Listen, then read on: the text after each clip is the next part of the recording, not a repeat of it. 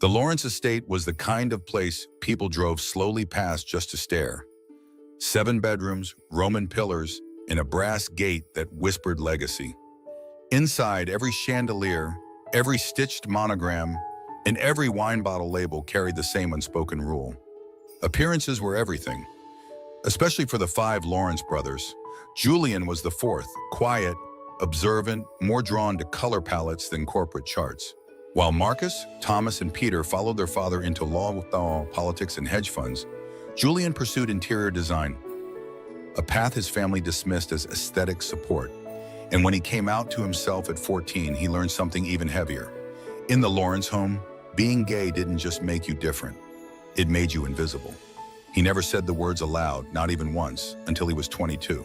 That year, over Christmas dinner, Julian gently mentioned to his mother that he wasn't planning to bring a girlfriend home. Ever. The room paused. Forks hovered in the air. His father, Leonard, slowly set down his glass and said only this: "Let's discuss this privately." A week later, Julian was summoned to the family's private study, the same place where college acceptances were celebrated, inheritances outlined, and life plans debated. Only this time, a printed contract lay across the oak table, a non-disclosure agreement. The terms were chillingly clear. If Julian ever publicly identified as gay, in the media, in court, or in any document that could link back to the family name, he would forfeit his inheritance, including rights to any Lawrence business shares or properties. It wasn't hatred, it was control wrapped in silk. "This isn't about love, Jules," Marcus had said, as if being the older brother gave him license to soften the blow. "It's about image. You can love whoever you want, just don't say it." Julian looked down at the dotted line, heart pounding. The thought of losing his family terrified him more than the contract itself. So he signed, and no one ever spoke of it again. Birthdays passed, business photos were updated with 4 brothers. Julian's name appeared on client presentations, but never on the family website. At gatherings, his accomplishments were mentioned briefly, usually after the wine had been poured and the guests distracted. He became a ghost in the house he helped design. He left the mansion that year, moved into a loft downtown, painted the walls terracotta and mustard yellow, colors that didn't belong to legacy, but to life. He never brought up the contract again, not even when he met Ezra, the man who would become his partner in everything but name. Because in the Lawrence house, there was a golden rule, and Julian had broken it simply by being real. If you've ever had to trade truth for silence just to keep a seat at the table, this story is for you. Hit like, share it with someone who's been erased by their own blood, and subscribe to Heart Stories. The silence ends here. For 7 years, Julian lived in a perfectly measured in-between. Not entirely erased, but never fully visible. His design studio grew slowly but beautifully, with clients praising his minimalist textures and the quiet confidence of his spaces. They didn't know that the same man who curated bold open kitchens with family photo walls had no recent photos of his own on display. Not with Ezra. Ezra was a soft-spoken, fiercely talented chef. Deaf since birth, he communicated through signing, typing, and the kind of quiet expression that never needed sound to carry weight. They met at a restaurant Julian had helped design, a farm-to-table bistro in Napa. Ezra had been plating duck brisket with blood orange reduction while Julian was checking light placements. Their eyes met over a flickering Edison bulb. Everything shifted. Their love, though wordless in many ways, was precise, intentional. They learned each other's rhythms, Ezra correcting Julian's knife skills in the kitchen, Julian tracing Ezra's name in the fogged mirror after showers. But outside their apartment, everything was coded. Ezra became J.E., the mysterious initials behind their catering collabs. At events, he was introduced as a partner in logistics. Never romantic, never wrong, just edited. Every December, Julian returned to the Lawrence mansion alone. His mother would greet him with her signature air kiss, and his father would ask, "Still working with that chef?" But the way he said chef made it sound like charity. Ezra never asked to be invited. He simply said, "Be safe, come back to me." And Julian always did, quietly, hurting. In public, Julian smiled. He posted photos of projects, visited showrooms, judged design competitions. In private, he and Ezra built a sanctuary from mismatched secondhand furniture and handwritten grocery lists. Their love was rich, just not documented, not celebrated, not protected. Julian told himself that what they had was enough, until it wasn't. It began with the award. Julian had been nominated for the National Sustainable Design Prize, a high-profile honor recognizing excellence in eco-conscious residential architecture. His winning project was a series of low-cost, solar-powered housing units for LGBTQ+ youth who had been displaced by their families. It was personal, quietly defiant, and successful. He was flown to New York to accept the award with a primetime broadcast slot and media coverage scheduled across multiple platforms. Ezra didn't ask to come. He knew. Julian didn't ask his parents either. He knew. The night before the event, Julian received a phone call from his father. It wasn't congratulatory. "Keep it professional tomorrow," Leonard said. "It's a big moment. You don't want to ruin it by saying something you'll regret." Julian sat on the hotel windowsill, watching Manhattan's skyline flicker. He thought of the contract, the clauses, the moments he'd swallowed his own joy so they wouldn't choke on their shame. He thought of Ezra, who never once asked for more, but deserved everything. And he thought of the kids who would move into those homes, holding on to pieces of themselves they hadn't yet named.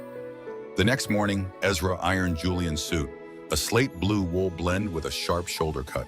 He handed him a folded pocket square and signed, "You'll be brilliant. You always are." Julian kissed his forehead, tucked the square into place, and said only one word, "Stay." Ezra hesitated. "You sure?" Julian nodded, and for the first time he walked toward a spotlight with no contract in his pocket, just the truth humming beneath his skin. Julian walked into the gala hall with his back straight and his heartbeat steady. The space was carved out in glimmering panels of glass and metal, every surface designed to reflect greatness. He had seen rooms like this before, stages that crowned people who didn't have to hide. This time, he had promised himself he wouldn't be invisible in his own story. As they called his name, the audience clapped politely. He smiled, took the award from the presenter's hand, and stepped up to the microphone. The script he had rehearsed was still in his jacket pocket, a safe, quiet paragraph about sustainability, gratitude, and the future of green design. But when he looked into the crowd, something broke.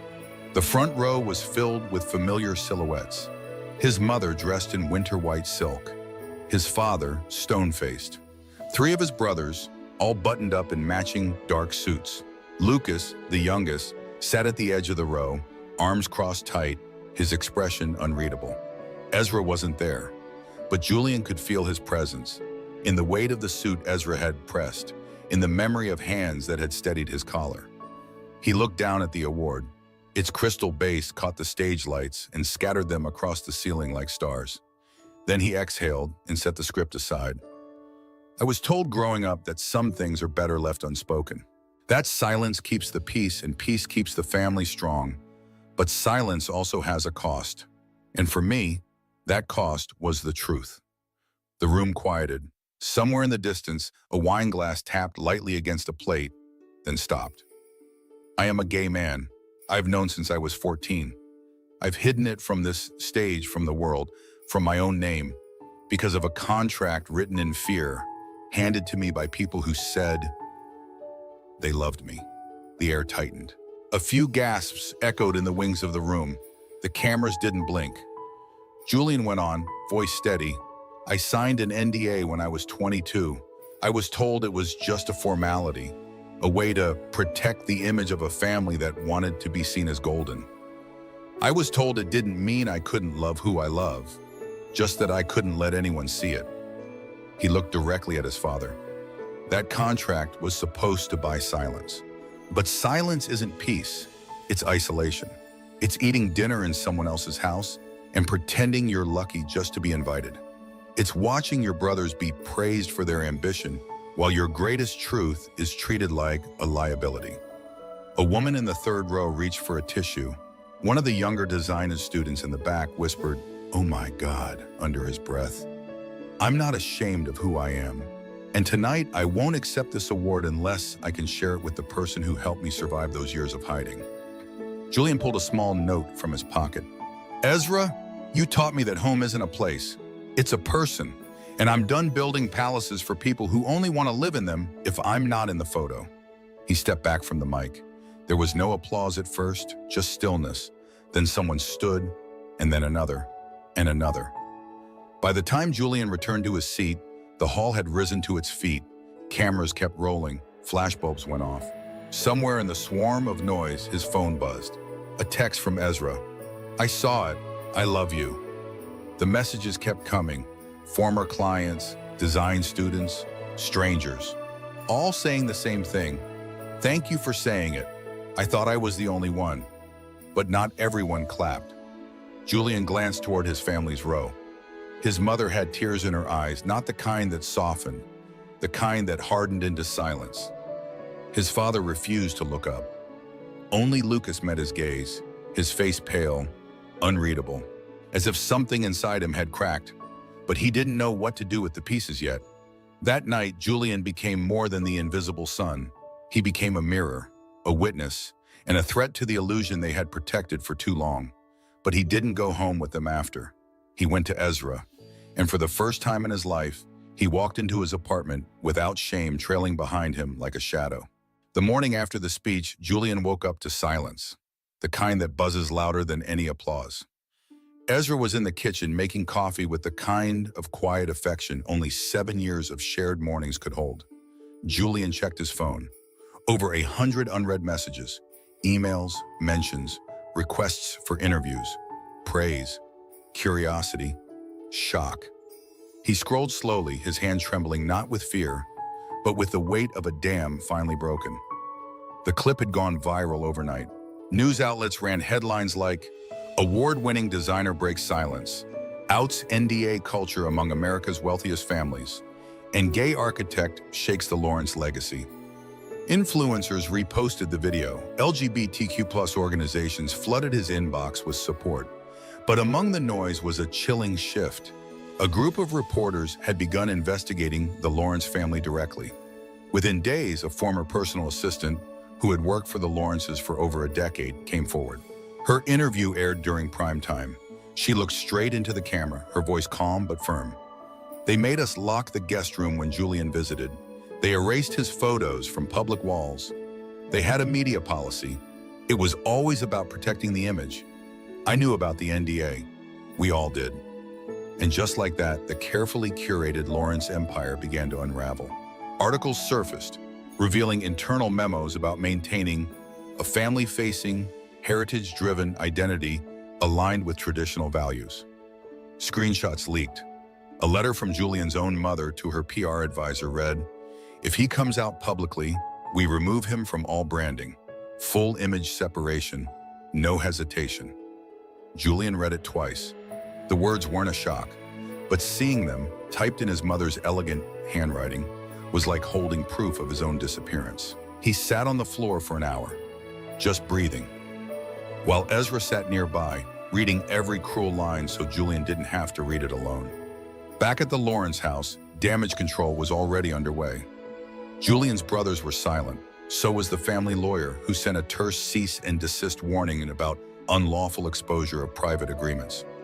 Julian didn't respond. His lawyer, a sharp woman named Evelyn, who wore rainbow pins on her collar and had 2 daughters of her own, was already preparing a countersuit. "He didn't break the NDA," she said to the press. "He broke silence. And silence isn't mine, a legal contract." The wine company lost its biggest brand deal that week. An LGBTQ+ activist group staged a peaceful demonstration outside Lawrence Vineyards with signs that read, "You can't cork the truth, and legacy without love is just p." Journalists camped out on the front lawn of the Lawrence estate. Every day, more people watched the story unfold. Julian stayed quiet, letting the whirlwind pass. But he wasn't hiding anymore. He gave 2 interviews, one with a small LGBTQ+ podcast where he spoke softly about what it meant to erase yourself for acceptance, and one for a national morning show where he sat beside Ezra and simply said, "I didn't want revenge, I wanted relief. And now I want to build, not just homes, but a world where no one has to ask if their truth is worth loving." At a press conference, a reporter asked the family's legal representative if they regretted the NDA. He gave a long pause, then responded, "No comment. At this time, the family is choosing privacy." But Julian's words echoed louder than any statement they could issue. People began reaching out. Young queer kids from wealthy families, closeted professionals, parents who had once pushed their children into silence and now wanted to learn how to be better. One email said simply, "You said what I was too afraid to say. Thank you for making room." Still, there were costs. Julian's brothers withdrew completely. His father refused to return calls. His mother sent a single line in an email, "You should have talked to us first." Julian never replied. Not because he was angry, but because he finally understood. Some conversations only happen when you are ready to listen, and they weren't ready. But Lucas was different. The youngest, the quietest, the one who hadn't clapped, but hadn't looked away either. Julian noticed him at the back of the gala, days after the speech, lingering in the shadows. A text arrived that night. 3 words, "I heard everything." He didn't reply, not yet. Some seeds need stillness before they grow. Julian spent the next weeks reshaping his studio. He removed every old photo of him at family events. In their place, he hung new ones. Pictures of his first community housing project, Smiling Residents. A mural painted with rainbow tiles. Ezra added one photo behind the desk. Julian, mid-laugh, hair windswept, sun on his face. "You look real in this one," he said. Julian nodded, because this time, he was. Julian sat backstage in a folding chair, the kind that clanged when you shifted too fast. His palms were slick with sweat, despite the cool air of the university auditorium. On the screen behind him, organizers queued up the clip from his award speech, the one that had unraveled everything. He could still hear the silence after he came out on national television. Still feel the sting of being called a traitor in the family group chat. Still remember the day Ezra kissed his temple and whispered, "If the whole house collapses, we'll build something better." Julian had shared his story a dozen times now, in magazines, in interviews, in classrooms. But something about today felt heavier. Maybe because this was where his father once guest lectured. Maybe because a kid in the front row wore a pin that said, "Ask me about my pronouns." Maybe because for the first time, Julian wasn't just surviving, he was seen. When his name was called, the room burst into applause. He stepped up, tailored slate blue jacket crisp against the lights, and stood behind the podium like someone who had earned the mic. "I used to believe that silence kept me safe," he began, his voice even but warm. "That if I didn't speak, I could still belong. I could keep a version of my family and still have a version of myself." He scanned the crowd. Dozens of students leaning forward, one wiping a tear. But silence is a wall, and I was tired of decorating my side of the prison. He paused, letting the weight settle. "My father taught us to value legacy, but legacy without love is just a brand. And I won't be a mascot for a family that only wanted the parts of me they could profit from." The room was still. Then came the applause, louder this time. Not polite, but erupting. Julian stepped back, heart pounding, ready to disappear behind the curtain again. Then a voice called out, "Julian." He turned. A young man in the middle row stood up, mic in hand. He looked vaguely familiar, taller now, sharper jaw, but the same green eyes. Lucas, the youngest Lawrence brother, the one who had always been quiet, always obedient, always safe, the one who'd said nothing when Julian was erased. Lucas cleared his throat. "I wasn't going to speak today," he said, voice trembling slightly. "But I'm tired of staying quiet too." The audience hushed. Julian held his breath. "I'm Julian's brother. I'm straight. I'm in finance just like Dad wanted. And I signed a separate NDA to never discuss my brother's life, to never say his name in interviews, to pretend he didn't exist. And I did it. I told myself I had to. I told myself I wasn't the one doing harm." His hand shook slightly. "But silence isn't neutral. It's agreement."